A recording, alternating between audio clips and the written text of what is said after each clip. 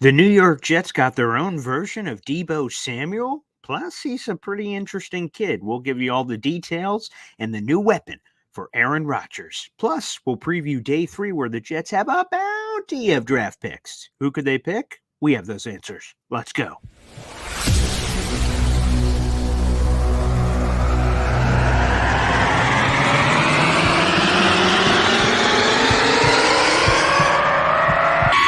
Zoinks! It is unequivocally the Super Bowl for New York Jet fans. Field Yates, baby. Field Gosh Darn Yates. Let's bring him on the show. Come on, people. Connor Rogers is joining the show. What's up, Connor? But Trevor Gosh Darn Sycamore, baby, for me, personally, my favorite New York Jet of all time. Wow, it's great to be on. What an intro that was right there. Paul, nobody does an intro like you, man. Paul, you give the best intro of literally any podcast that I've ever been on. I'm gonna lose my gosh darn bananas.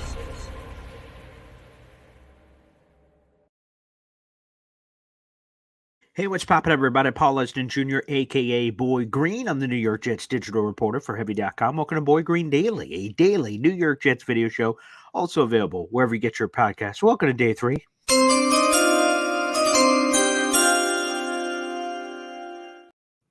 Two days, only 2 picks for the New York Jets. Of course, Olu Fashanu. We had a mini video on that pick, plus a full live stream yesterday talking about it, reacting to it, and previewing day 2.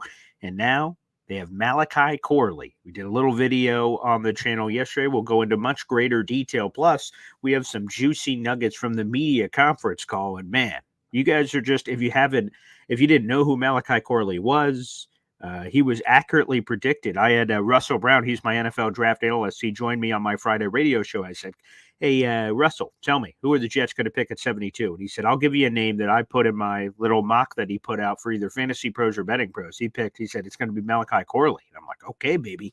Dane Brugler, The Athletic, did a mock draft. Malachi Corley wrote about him yesterday on Heavy on Jets, baby. So nice. This guy is just nasty. He's angry. That's the thing I keep hearing from people. He is an angry, aggressive runner that gets it. And again, the Deebo Samuel comps where he's used all over the place, jet sweeps, motions, and the Yak King. Now, I was going to be honest. I had heard some bad information, so I'm glad I got the information accurate. As a radio guy who has the nickname Boy Green, I didn't give myself that nickname. I just wanted to make sure that Yak King is a nickname that is out there for Malachi Corley. It's in his own bio. But the thing I wanted to make sure was he didn't give himself the nickname. That'd be kind of weird. That kind of breaks the rules. You're not allowed to give yourself your own nickname. But he confirmed to the media that just in the middle of his career, people started saying it on Twitter, and then he ended up saying, all right, I am Yak King, or Don Yak King, which is funny too. So awesome. That's good to know. But Yak King, because he's had over like 1,600 yards of yak. Spectacular. And he's a good kid. I just tweeted out one clip from his media conference call. I got several others. I was going to try to tweet them all out before the show, but I didn't have time. And there's a lot of stuff in there. He played at Western Kentucky. He grew up in that. He kind of moved all over the place. But when he got to Kentucky, he kind of, just became in love with the place. He said he had like a high school class, like a couple thousand, and then his graduating class may have been like 200 or 300, like very small. And he said in this new NIL world, he was offered between $350,000 and $400,000 in NIL money to like ditch Western Kentucky, the Hilltoppers, for some big ass school, and he didn't. He refused to go for multiple reasons. He said that he loves the small town, the loyalty, they believed in him, and he wants to stay there. He said he's a relationship guy, and that's important to him. He doesn't just want to ditch it. And he said he never got into football for the spotlight or the fame or anything like that. He just said simply, I love ball. So awesome. He seems like a great kid. He's entertaining. He's really funny. He's got some swag too. He's got a lot of swag. I tweeted out one of the quotes from last night, or one of the videos. It was one or the other from him. Let me make sure I read this to you. Yeah, here it is. Antoine Staley of the New York Daily News asks Malachi Corley, what's your biggest strength to your game? And he says, quote, my biggest strength to my game is yards after catch. I think that's my calling card. I think I do it better than anybody else. I think when I get the ball in my hands, I can make special plays happen. I can take a 2-yard bubble screen 20 to 30 yards if I have to. It's a staple in my game. He just oozes confidence. There's just swagger, baby. And it's wildly entertaining. So he's a great kid, and now he's going to insert. He played about 91% of his snaps, according to the Beast, Dane Brugler, in the slot. That's where he spent most of his work, and I imagine that's where most of his work will come. Although Robert Saleh and their little post-draft presser after day 2, he said he would not put a label on Corley to say he's going to be strictly a slot guy. It seems like they may have even grandiose plans for Malachi Corley. And you guys know I'm a big fan of the movie Draft Day. So to be honest, to see Robert Saleh and Joe Douglas apparently texting back and forth Malachi Corley no matter what text from this morning or yesterday morning. I appreciate you. Draft Day peeps. Phenomenal. So now the Jets have a brand new slot receiver, and I'm going to be honest, this offense is silly. I tweeted this out last night too. When did I tweet this out?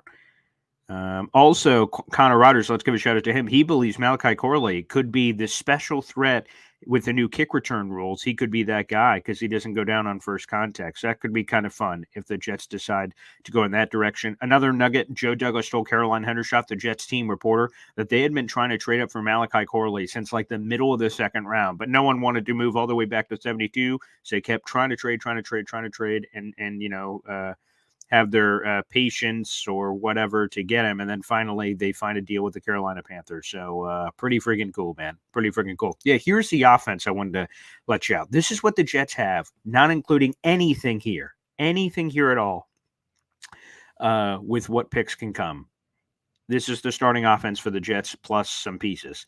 Aaron Rodgers, Breece Hall, Garrett Wilson, Mike Williams, Malachi Corley, Tyler Conklin, Tyron Smith, John Simpson, Joe Tippmann, Elijah Vera-Tucker, Morgan Moses, sixth man, Olu Fashanu. This is a friggin' amazing star-studded team. And if this offense can just be top 10, top 12, this defense is top 3. Do the math, baby. We're in phenomenal position.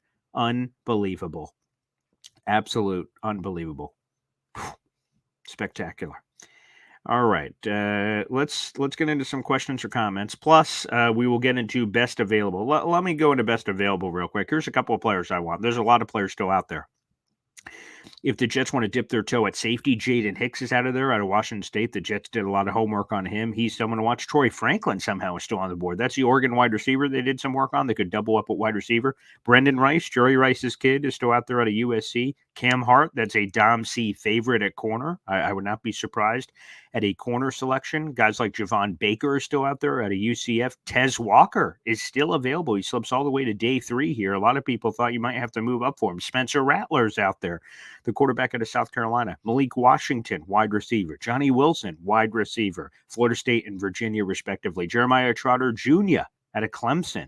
There's a lot of names. There's none of the names that's not on this ESPN big board that I'm telling you. Write it in stone. This is happening. Mohamed Kamara, the edge rusher out of Colorado State. We've been talking about him for a little bit. The 10-yard split is spectacular. The collegiate production is spectacular, like 29 and a half sacks. No, he's an older prospect, and draft analysts have described him not everyone's cup of tea. He just works and wins differently. But the Jets see those kind of players, and they circle them, and they kind of gather around them, and they like bringing them in. So I'm telling you, people, let's make it happen. So I'm telling you, Mohamed Kamara, he's going to be a Jet today. I am willing it into existence. I think he will be one of their 3 fourth-round picks for the New York Jets. They have plenty of draft picks here today. I'll give you the full Monty here. Here it is. Okay. The Jets have 3 fourth-round picks, 111, 129, 134. The 129 was from the Vikings, 111 and 134 are the picks. 134 they got from Baltimore in the swap. And then they have their 6th-round pick, 185. And then they have Mr. Irrelevant, 257. So it could be a long day for us, but awesome. Now we get 5 draft picks. We only had 2 through the first 2 days. Again, 3 fourths, 1 6, 1 7. So plenty of ammunition for some of these guys.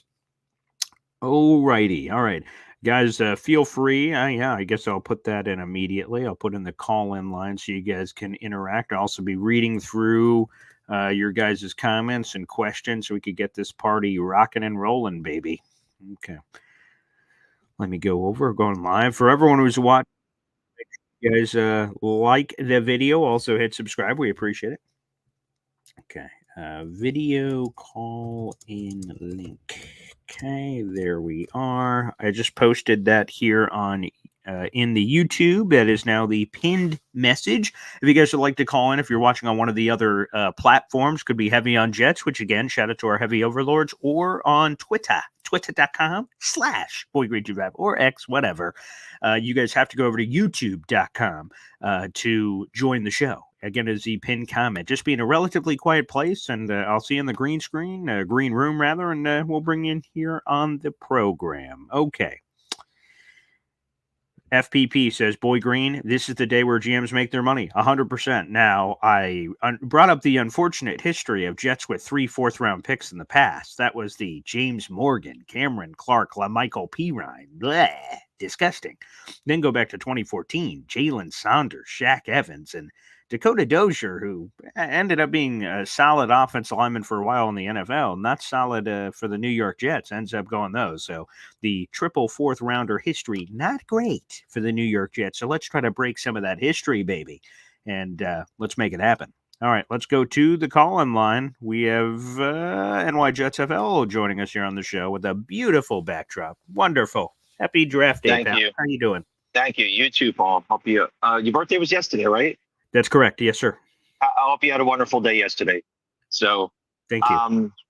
I have to say, Joe D, the Malachi Corley pick was spectacular in terms of what we gave up to, move up into the third round. It was just basically what he parlayed from the Pashano pick, and I still think I would love to get a run stopper. I know Chris Jenkins is gone. I do like Jeremiah Trotter Jr. as a tight end. He may be around still. So I know we need, and Christian Jones is a tackle that they saw at the Senior Bowl too. Paul, Corley, we got some inside information on these guys at the Senior Bowl. So maybe we should look a little closer to see who we kind of, from that area. It's a good point. Go ahead, Paul. Mm-hmm. No, I'm just saying, yeah, it's a good point. I tweeted that out yesterday because during the Flight 24 documentary, they showed this clip of Jeff Ulbrich talking to one of the Jets executives, and he says, oh, that guy's got to be a Jet, and he goes, who? And then they bleep, it goes beep, like they bleep out obviously the name. I think they were talking about Malachi Corley. We will see on the future Flight 24 episode, but yeah.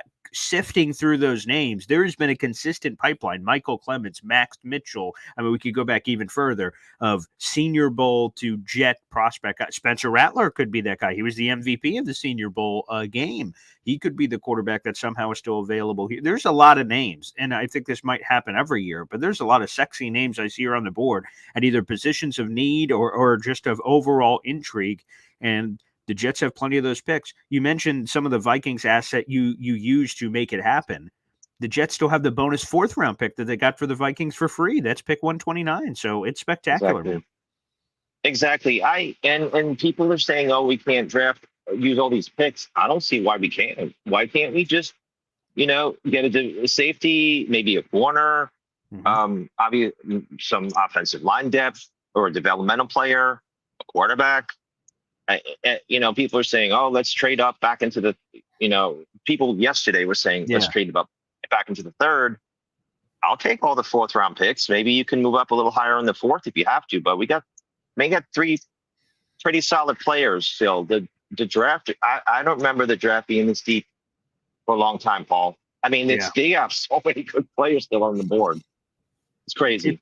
It's ridiculous. As I'm looking at this BPA, and there are players I know that are not in this top 25 that they put out. There's even more, like I said, off the top of my head, like Muhammad Kamara and so many more that are beyond this list that didn't crack the top 25. So, wow, I'm feeling great. There's a lot of these names that were supposed to be 3rd and 2nd round picks that I'm going through here that I think the Jets should be tempted by. There's even several of these running backs that are on the board that still that pool wasn't dove into very deeply here. So, I was of the camp that I wanted one of those, maybe not that was too aggressive for like a Mark Sanchez draft where there's only 3 prospects, but I really thought they were going to go for quality over quantity. But now, as we sit here with these draft picks, if you select a handful of them and then you compete and you just have great competition in training camp and preseason, maybe let's just roll and see what happens. Maybe you can push out some of the, I'm going to make this up, but like Max Mitchell, maybe replace him with Christian Jones or something. Like you get so much talent that you're force feeding it somewhere off the team, making business decisions. That ends up being better for the overall team. Right. Paul, also what you mentioned about the running back. I mean, we're going to be, I remember so many games where we couldn't make a 3rd or 4th and 1. I mean, it was just like bizarre that we can't come up with a play. Now we have Tyron Smith, and then we have possibly Fashanu who can get in there. You get a big back to go in there, ram the ball in, short yardage. Plus, we may be, in a lot of close games where we have to close out. So we have to be really big up front with a big back, not only Brees, but, you got to make the tough yards in the cold weather games. So long term, I understand the philosophy of drafting a big lineman, offensive tackle. Sure. I'm expecting, to go pretty, if we're healthy, I think we can make a huge run this year. Yeah, one of the running backs from how you were describing, I was just kind of peeking around the available options. Braylon Allen at 6'1", 235 pounds. He's not quite A.J. Dillon coming out here is 250. But boy, that kind of fits that profile. I'm curious, the running back they ultimately select, because there's all kinds of guys out here. Jaylen Wright, Braylon Allen, Bucky Irving, Audric Estime, excuse me. Yeah, from Notre Dame. Yeah, right. And there's all these other names out there. I'm curious the style they go for. Are they trying to find a salt and pepper to Brees, or just the best possible running back, Brees off the field, they start plugging him in? So that's fascinating too. It is. Well, you got Izzy, who you don't know what he is because of our bad offensive line play, Paul, right? And our bad quarterback play. You don't know what that guy's probably the quick hand. I saw him in college a little bit, but the handoff, the handoffs, the quick passes, just the burst. Maybe we need a banger now, like, and that a big physical runner now who can do the short yardage and pound the ball, like I said, in the cold weather. So I'm sure you got other calls, Paul. I appreciate a few minutes as always and enjoy your show. All right. Thanks, pal. Oh, God, I'm just so excited, man. And just to repeat, a few people asking, I'll try to repeat it a few times. Again, the Jets have 5 draft picks today. There are 3 4th-rounders, 1 6th-rounder, and 1 7th-rounder. That is 111, 129, 134, 185, and 257. That is Mr. Irrelevant. Plenty of picks and plenty of big names still on the board for all of us. Excuse me, to the over 400 people watching live. Like the video, hit subscribe, baby. Also, if you'd like to join the show, feel free to click the pinned comment on YouTube. That is the video call-in link to call into the show and share your own thoughts on what you think the Jets should do, or even reacting to the Malachi Corley pick.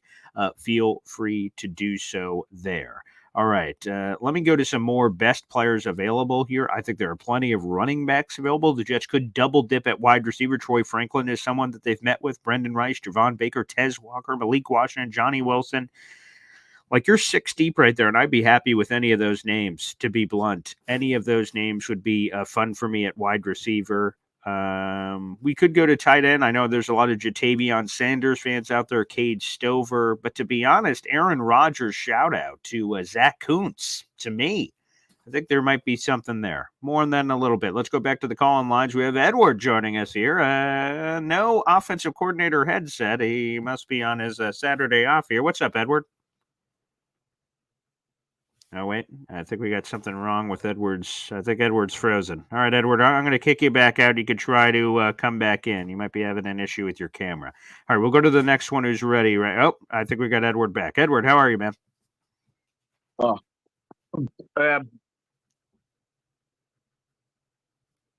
Hello, Edward. Can you hear me? yeah, I'm doing good, man. Good morning. Oh, good. Excellent. Good morning, man. Yeah, there's a little delay, something with the phone. Oh, that's okay. What's on your mind?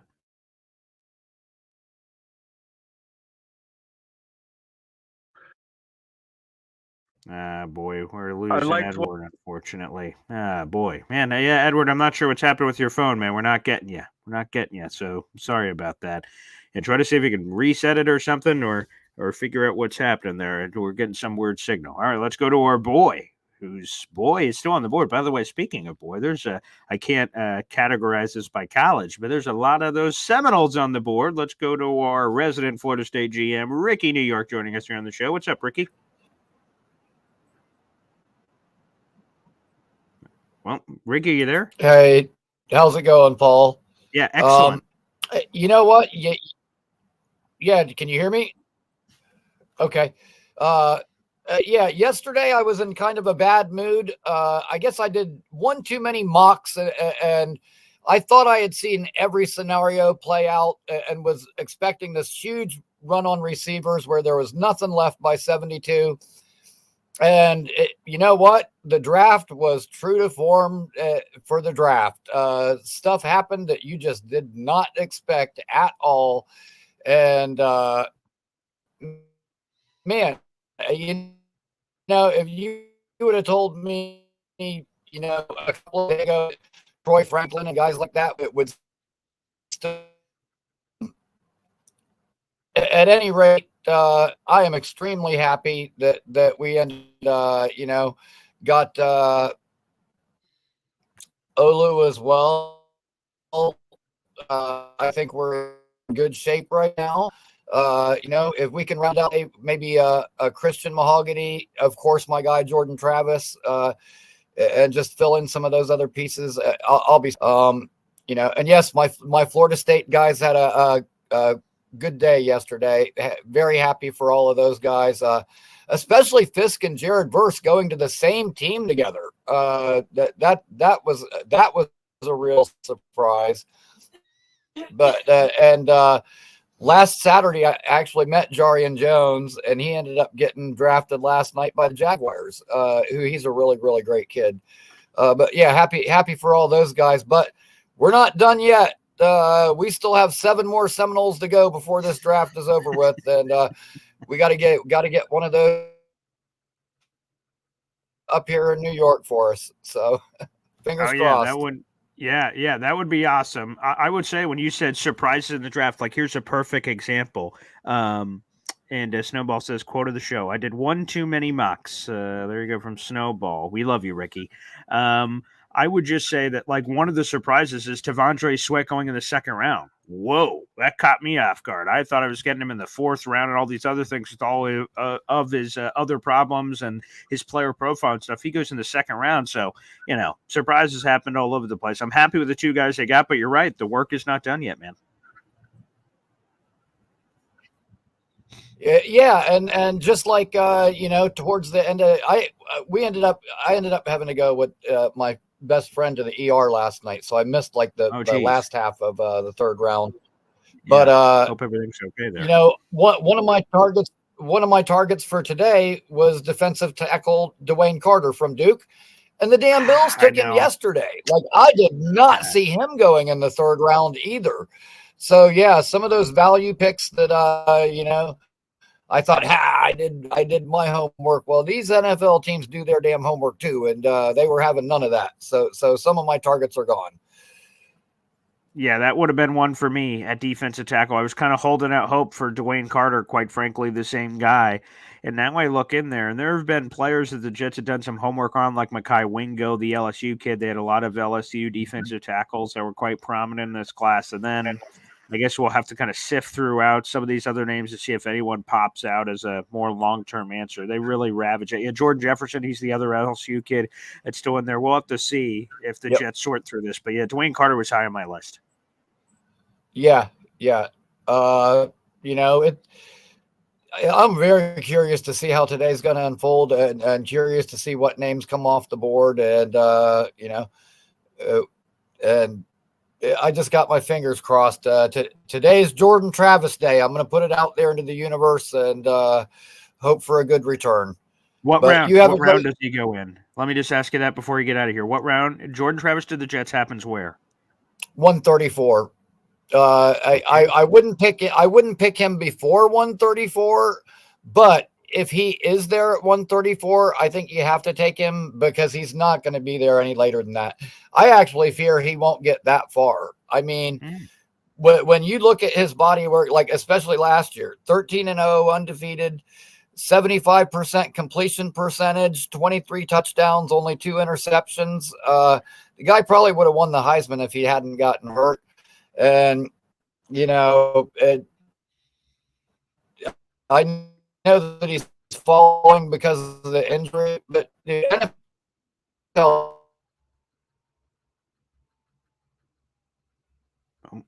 I think we lost Ricky there, but I think I got the gist of that before we lost Ricky there. Unfortunately, Ricky, we lost you. But hopefully we don't lose Jordan Travis, of course. Who, by the way, we'll see with the injury. Obviously, I think the injuries pushed him down this far. Maybe he could go a little bit further. The quarterback pool is rich. You still have Spencer Rattler, who's super talented. Michael Pratt, a lot of Jets people around that one. Jordan Travis, I'd also be happy with, and not this early, but Devin Leary, Sam Hartman. There's a couple of interesting guys. But if we're looking at fourth round exclusively, I think there are 3 names here to keep an eye out for, Jet fans. It's Spencer Rattler out of South Carolina. It's Michael Pratt out of Tulane. It's Jordan Travis out of Florida State. Those are the ones to keep a very close eye on here in the fourth round, as potential picks to be had for this to happen. By the way, for those curious, the draft starts today at pick 101. That is the Carolina Panthers, who have the first overall pick in the fourth round. That is 101 in the fourth, and then the Jets will be picking at 111. Okay, so you won't have to wait long before that one. Then you'll have a long gap because the next 2 picks of the Jets in the fourth round are 129 and 134. So you have one early if there's no trades, and then wait a long time. You'll have Jets, and there you have it. Let me also just double check here the minutes per round NFL draft. I want to make sure we say this accurately. 3 through 6. Oh, yeah. So we're going to have 7 minutes per selection, rounds 3 through 6. So we've seen a little bit of that.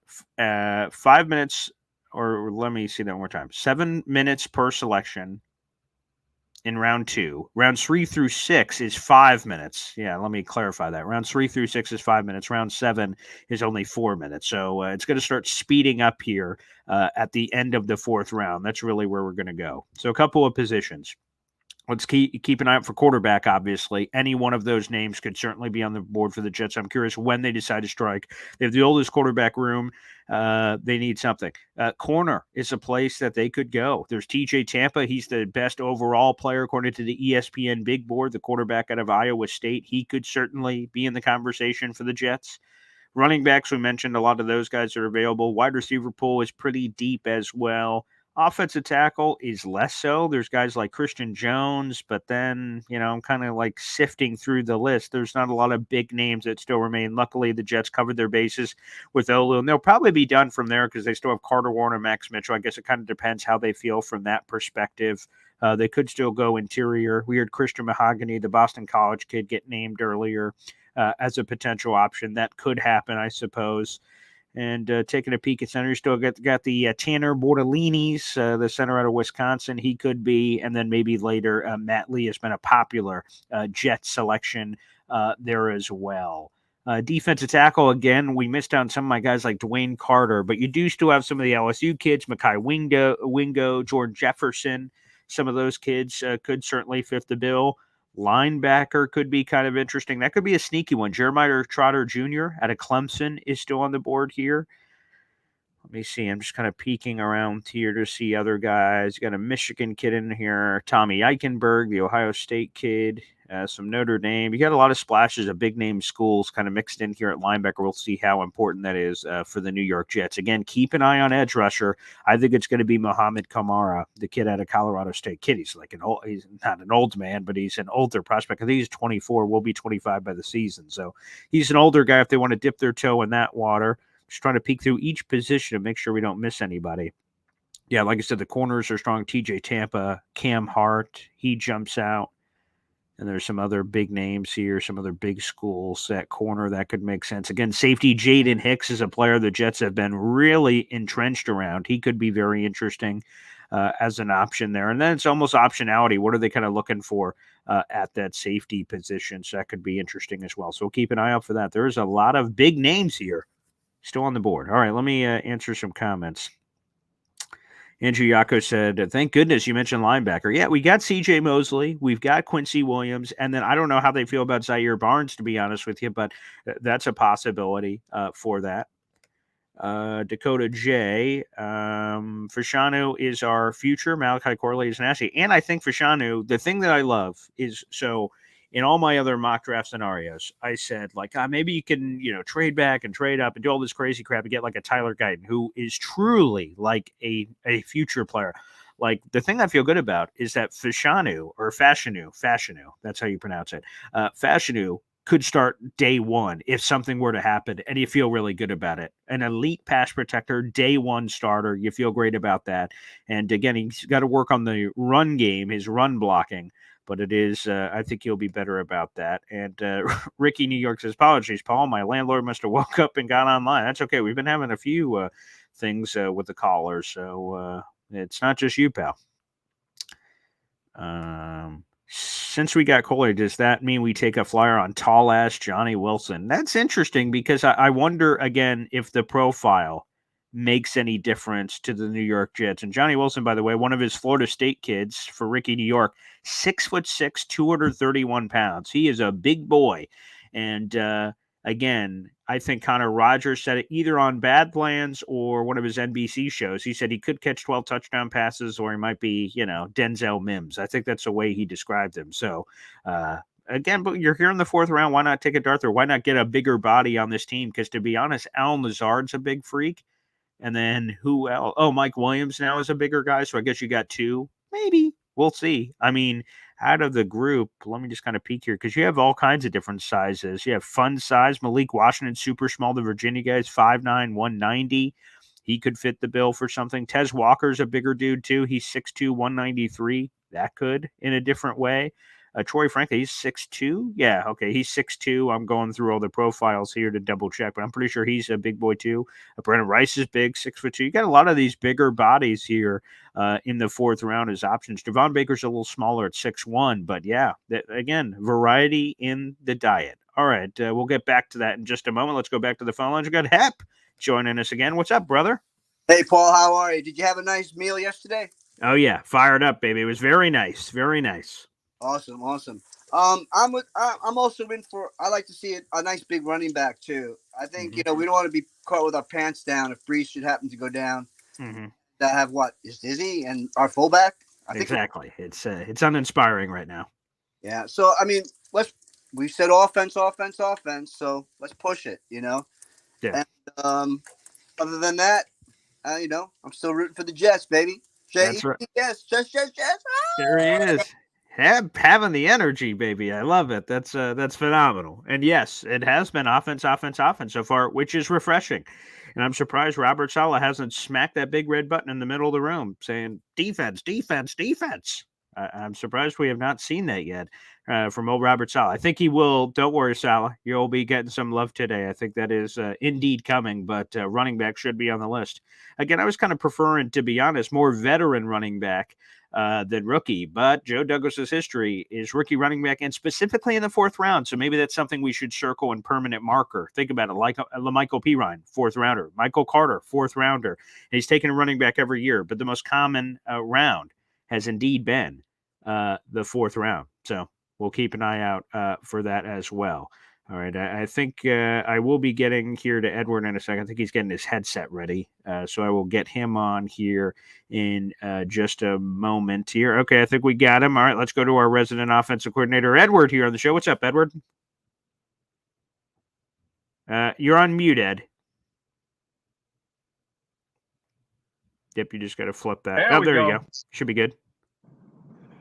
Well, here we are, day 3. Yes. Fun. We'll go see what yeah, Trader it's great. Joe does. It's one of my favorite days. Yeah. I have no idea what he's going to do. I just hope we get a halfway decent safety, because we could really use one. Mm-hmm. That'd be nice. I think they're Jaden Hicks may be the guy. Yeah. I think they're going to get a project QB today. It'd be a good time to get one. This is a kind of a weird year. We have a lot of talent out there. Some drafts don't. It's kind of strange how some drafts, you know, you only have like maybe 50 really good guys. This draft, it's like there's like almost 300 really good guys that could make a pro squad. It's crazy. Oh, yeah, the talent's unbelievable. Like I said, going through this, first off, the overall BPA list for ESPN, and then going positionally so it gives you greater scope because it only gives you the top 25 overall players. It's just overflowing at every position nearly of guys that I'd love on the squad. And the Jets have plenty of picks to go here. I think they have 5 picks today. Let me double check my math there. 1, 2, 3, 4, 5. Yeah, they have 5 picks today. So, boy, I'm excited. In a normal year, I would try to package a trade with JFM, but in an all-in year, it kind of changes that scenario just a little bit to where you want to keep a known quantity. Yeah, that one's weird. We might have to do a full show on that one. But yeah, there's been some weird cryptic posts from JFM. Some of the Jets reporters have been reporting a trade is in the works, but it's not involving rookies. So it's like a veteran leaving. And the only 2 names that come to mind, that or 3 names, I guess, but that one doesn't make any sense, is Tyler Conklin. That doesn't make any sense now that they passed on Brock. DJ Reed, that again, we're in win now. I don't know what the plan would be, or JFM. So we have more details to come, but Zach Rosenblatt indicated that mystery trade could be happening in the coming days. So I guess we'll see. Well, trading JFM all depends upon how our I can't forget his name. The draft pick we got last year that blew everybody's mind. The edge rusher. God, yes. I just can't think Will of his McDonald. name right now. Yeah. McDonald, yeah. It's depending upon how they feel about him. I mean, you got to understand, we're fans. We love the Jets.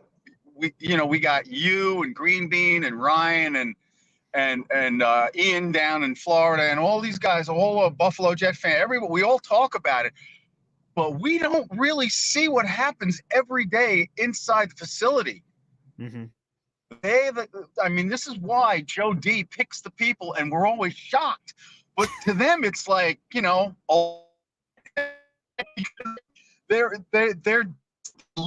we live and breathe the fandom. They live and breathe the product, the corporation. So we're merely stockholders hoping that the stock goes up, but we have no input into it when you think about it.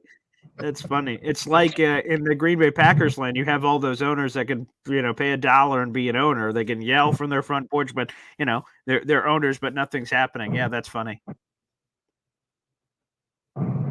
Yeah, I know there's been a lot of talk about this fictitious Knoble guy. It's gotten a lot of legs. I saw Jake Asman at a picture. I can't believe people actually went to the draft and made signs and were showing it on TV. That is insane.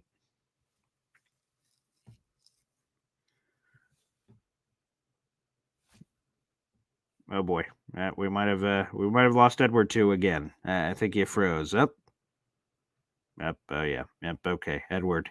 You were getting better signal in your car than your house. So I don't know what's happening there, but either way, Edward, thank you for popping on. Feel free to come back if you'd like to finish your thought. I don't know what happened there, but we did lose you. Oh, is Knoble still on the board? Green vibes. That's good to hear. Obi-Wan Knoble. Okay, I like the nicknames. Very nice. He could be there as well. Let's see. I can't believe people were making signs. That's beautiful. Let me see. Someone asked, why is everyone saying trade JFM?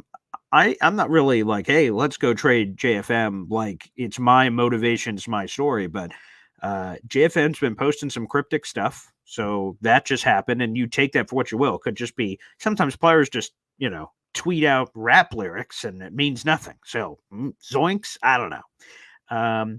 But Rich Cimini in a podcast a week ago, I didn't get a chance to write it till yesterday, but he forecasted that there's going to be a nasty contract standoff between the Jets and JFM because Rich Cimini believes that the Jets are going to Jamison Crowder him. Now, if you remember Jamison Crowder back in the day, he was owed like a $10 million deal, non-guaranteed.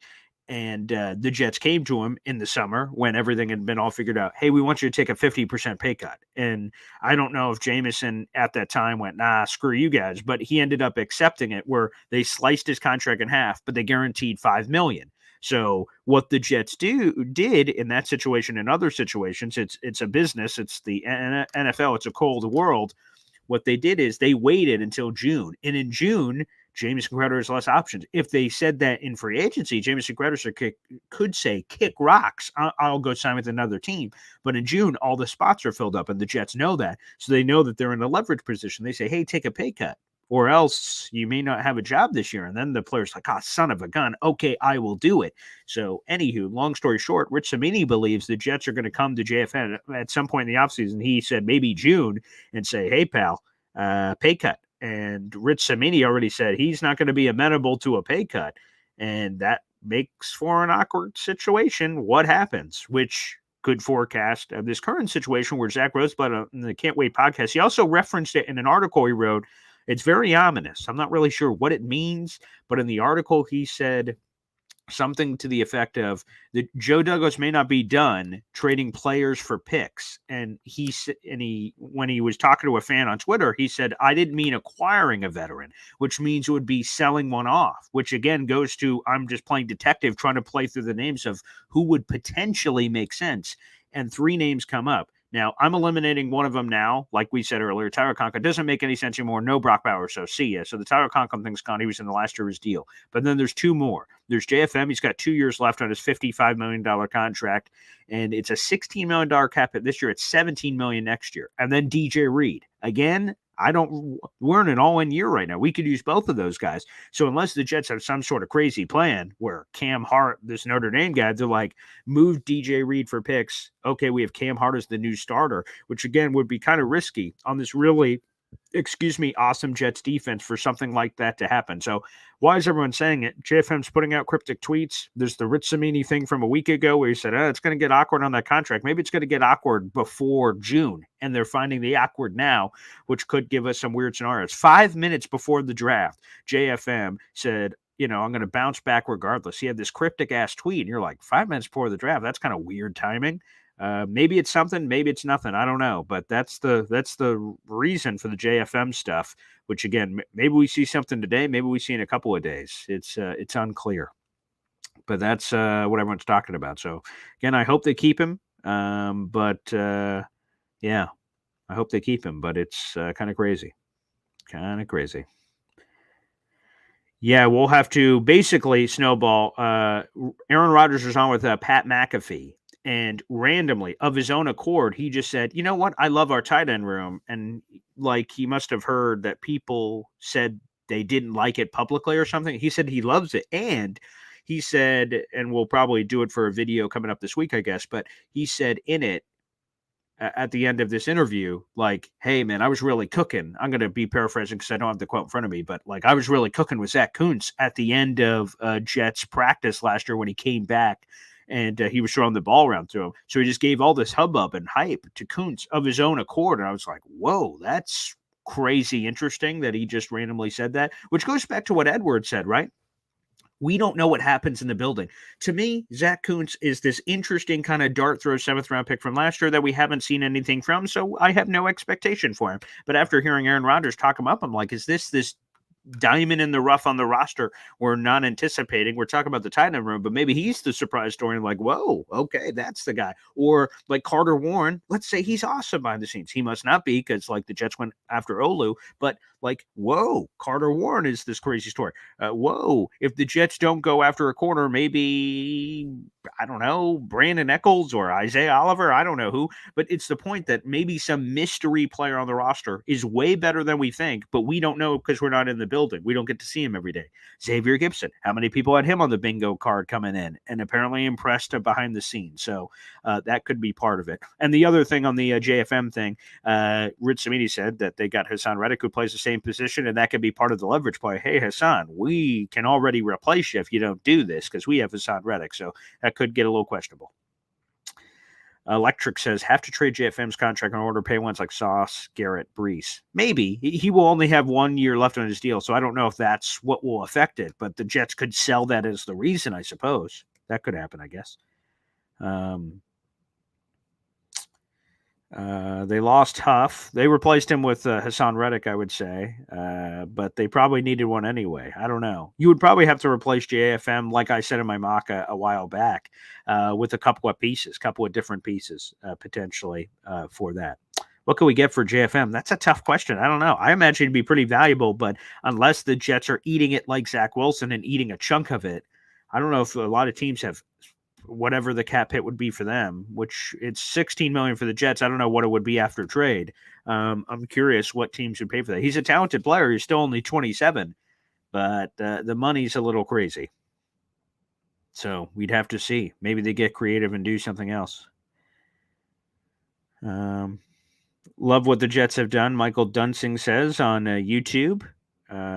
Glad they went OT over playmaker in the first with how deep the wide receiver prospects are, and they're still landing a guy like Malachi in the third, all on the coaching staff. It's funny, right? Because so he says that, right? Like, so we have Michael saying that on YouTube, which is true. They went OT over playmaker, but they tried to go playmaker. They tried to trade up, but no one traded up with them. They're like, all right, we'll go OT. Joe Douglas tried to trade up in the second round for Malachi Corley. He's not able to do it. He gets him in the third. It ends up looking better, I think, for Joe Douglas sometimes how things end up being. So very interesting. Extend DJ Reed. And I couldn't agree more. Mother_effing_chew. I agree with you. Extend him. Extend Michael Carter II this offseason. Let's keep the band together, baby, as far as I'm concerned. That's what I would love to see, to be honest with you. But I don't know who else Zach Roseblatt could be talking about. I'll have to comb through the roster when we do that episode for Boy Green Daily coming up this week at some time, I'm sure. And I will comb through the roster over and over again to try to find what player could they move that would create money. I'll try to do some more research into that and see what the heck we're talking about. So I don't know. I'm just speculating on trying to figure out who that player would be. But again, the names that jump out, I would assume. Green Rabbit says maybe Lazard, but for what? That's the half-eaten bag of Doritos. I don't know. And you're paying all the money anyway, $10 million guaranteed. I don't know. Jared B. Did you see the the DJ Reed tweet after Jamal Charles made the pick? He can't read. Jesus. Yeah, there was some good tweets happening out there. There was some good tweets happening out there. What type of picks can we get? I'm not sure. Someone just asked this, Paul, and then I'll get back to the phone lines here. Jared B says, Paul, what does your pop think about the draft so far? How about this? My pop joins us tomorrow on Boy Green Daily, and he will recap, grade the draft, and give us all of his takes. That's coming on Sunday. We'll do a full review of the Jets draft with my father, and he will go through the whole shish kebab. So watch out for that tomorrow morning on Boy Green Daily here at 7:30 in the morning. We will answer that very question. I have no idea how he feels, except the only thing that he may have either called in yesterday or texted me. I'm not sure if this was public or not, but he said that he loves that they traded back one offensive lineman. That's what he wanted to do. So he said, Jets, way to listen to me, basically. I have not heard anything from him on the Corley pick, though. All right, let's go back to the call-in line, baby. We got our boy Johnny joining us here on the show. Oh, wow, look at the NY. That's sharp, baby. You loaded up on the new gear. I love it. Yeah, man, dude, I had to, bro. Bro, what a – so – I don't know if you remember, like in the very, very beginning when all this stuff like that, and we were kind of one of the ones that were like Malachi Corley, bro. Please, like, let's go ahead, the Yak God, right? Like he's a beast, but we were like, he's not gonna fall to us, right? He's not gonna fall to us. And I don't know if you saw, but they had talked about JD's draft board on his wide receivers, and he was 4. That's crazy. I heard that. Connor Hughes said that, and I'm just like, wow, 4. So, like, people, just to understand that, according to Connor Hughes, here is the wide receiver big board, the big 4 for the Jets, in no particular order for the first 3, but it doesn't matter what their order was. Malik Neighbors, LSU. Rome Odunze, Washington. Marvin Harrison Jr., Ohio State.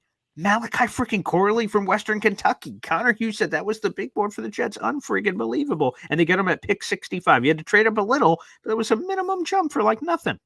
Dude, and we still got all 3 4s. It's like, and then all the people that are still available, which is crazy. That Luke McCaffrey one, hurt my heart because I was like, damn, man, still there. He was the last pick. I think it was Washington's 100 and pick 100. I think it was the last pick last night.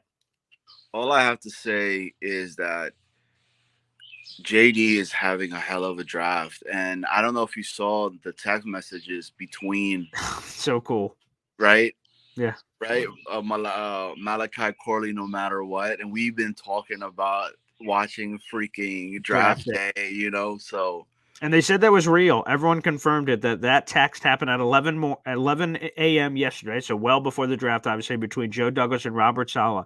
The text between them, Malachi Corley, no matter what. They said it's a legitimate screenshot. This isn't a joke. That's what happened yesterday. That's awesome. That's crazy. Yeah, dude,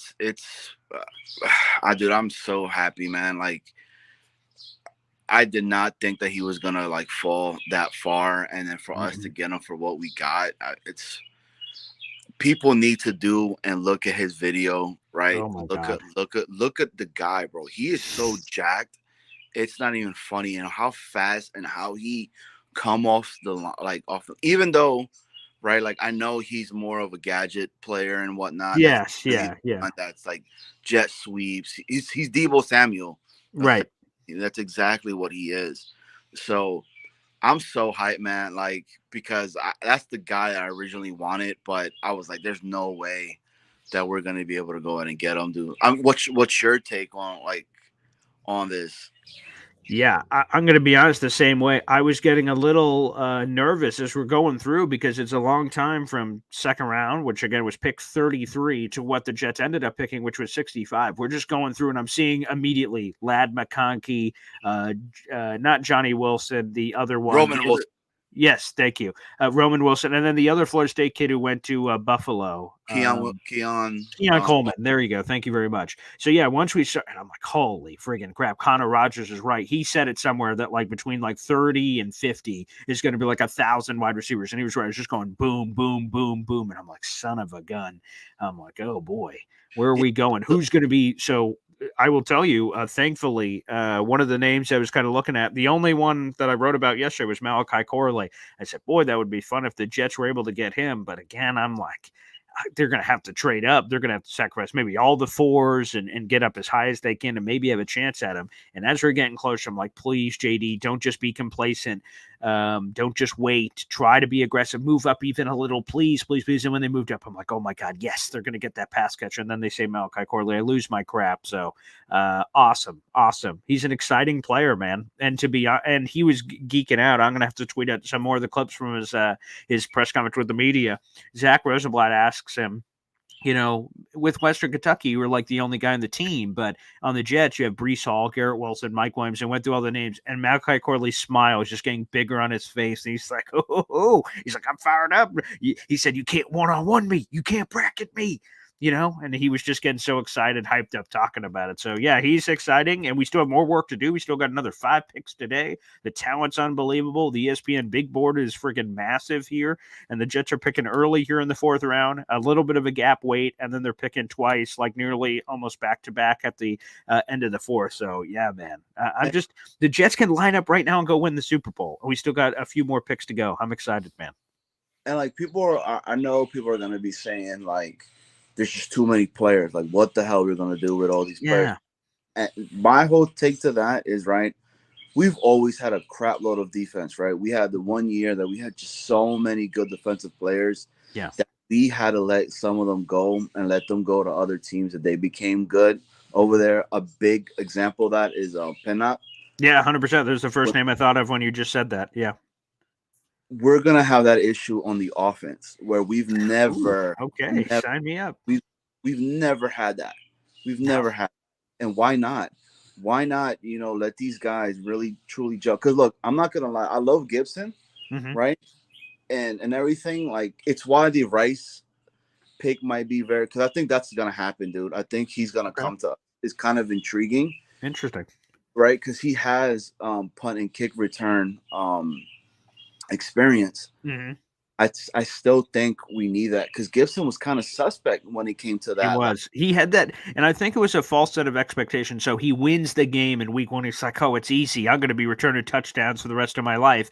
And then he set the bar so high, and then the fumbles and it got way out of hand and everything. He just lost it all. So he kind of talked about that this offseason in a couple of sparse interviews. He just needs to refocus himself and and he said that kind of threw him off. That touchdown right at the beginning, which by the way was an awesome moment. It was super cool, but I think it did kind of set him off a little crazy, to be honest with you. Yeah, exactly. So like, cause like he would grab the ball, he would bobble, and like this, I mean, now do we need another one? Cause I'm thinking about the new rules that come along, Yes.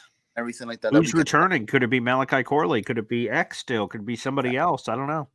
Dude, so I don't know. Again, man, it'll be awesome to see us have that issue that we just have too many freaking offensive players, and we're gonna keep the best ones for us and let the other ones go. Like we've never had that. I mean, the Zach Kuntz thing. That thing was, man, of him and Aaron Rodgers saying that, and that when Aaron says something, there's some big meaning towards it. For saying that, he just doesn't say anybody's name, right? Just say it.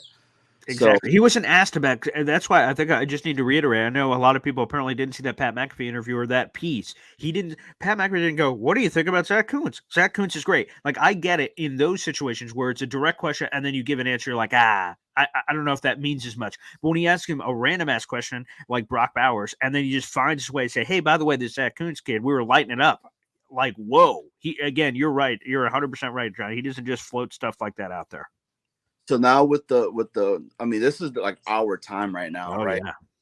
I was watching some reports, right, of like what's out there, like what is we needing to get and stuff like that. Man, there's still some ballers out there. I mean, Isaac Guerrero. Yeah, the Louisville kid. I love him. Right? Yeah.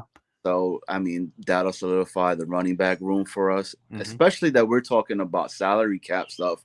You get all these rookies, right, to fill those cheap holes, labor, and you're good. But there's still wide receivers that are really good that are out there, dude, which is nuts to me, man. So there's at least 7. I have this in front of me right now. It's funny. I'm still at wide receiver 1, 2, 3, 4, 5, 6. Yeah, 6 deep. And then there's other names that I like too, but 6 deep that are all on the top of this big board. I would be happy with Troy Franklin, Brendan Rice, Javon Baker, Tez Walker, Malik Wajda, Johnny Wilson. Give me any one of those guys because it's an extra piece. You already have Corley in there, and then all the other wide receivers. Throw me a dart throw. If any of those 6 are at 111, okay, phenomenal. See, my whole take with the Brendan Rice is because you're going to get more than just Brendan Rice, right? You're going to get the dad that's Jerry Rice, baby, considered probably the best wide receiver of all time. And he'll be around the team. Nice. Why would you not want that guy to be around your star player in Garrett Wilson, right?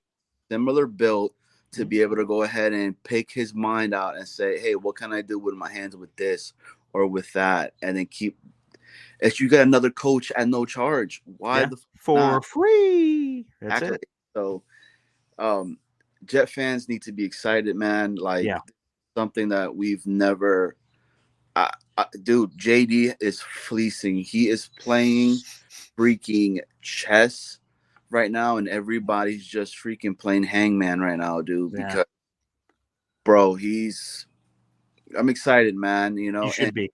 And Salah, he's getting a team finally, right? He's getting a quarterback finally. He's getting an offense finally. This is where we could truly, truly now judge his type of coaching and what can he do. And then if they don't succeed, then okay, we're like, maybe he does need to get moved on from those to be truly talked about. But let Joe Douglas cook, baby. Exactly. Hey, bro, how was your birthday? I hope you had a good time. Great. It was just I had a bunch of Jets work and draft, but I would have had it no other way. But I had a quick meal with the family, so appreciate all the love from everybody, and then right into the Jets draft stuff. So it was very nice. Good, man. Good. I'm glad. All right, brother. Well, hey, you have a good day, dude. And I'm going to go grab myself a cup of coffee because there you go. Nights of staying super up late watching the dance killing me, bro. That's right. Yeah, I'm getting old. I need a nap at some point, but there's no time for a nap. I'll have to save it when I'm dead. That's when I'll take a nap. I appreciate it. Thanks, Johnny. JETS, baby. Jets. That's right. There he is. I love it. And always with the gear, always the crisp new gear. You got to love it, baby. All right, we have nearly 1,000 people in the room. One more reminder, like the video, hit subscribe, baby. After each pick, And it'll be easy early. 111, okay, we could do a quick video, have that up, and nobody's business. But then when we get the picks a lot closer together, like 129, 134, oh boy, we won't have a lot of time. But we'll try to, as quickly as possible, get the quick videos up on the channel, and then we'll do a longer live stream talking about everybody as much as we can on the channel as well. So guys, just stay tuned. Like I said, like the video, hit subscribe, stay tuned to the channel. We'll have a ton of content coming. Plus, this week we'll definitely have some draft experts to give their takes on the Jets draft coming up on the show. So I'll dip into my pool of contacts there to get some people on to give us even more details on that. Thanks, everybody, for tuning in. Enjoy the heck out of day 3 because, again, Joe Douglas is going to cook, baby.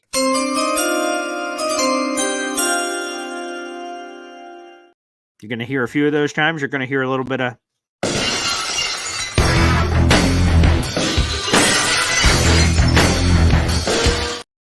Joe D, he's the best, baby. Salute. And we'll see you guys in a little bit. Enjoy the draft, baby.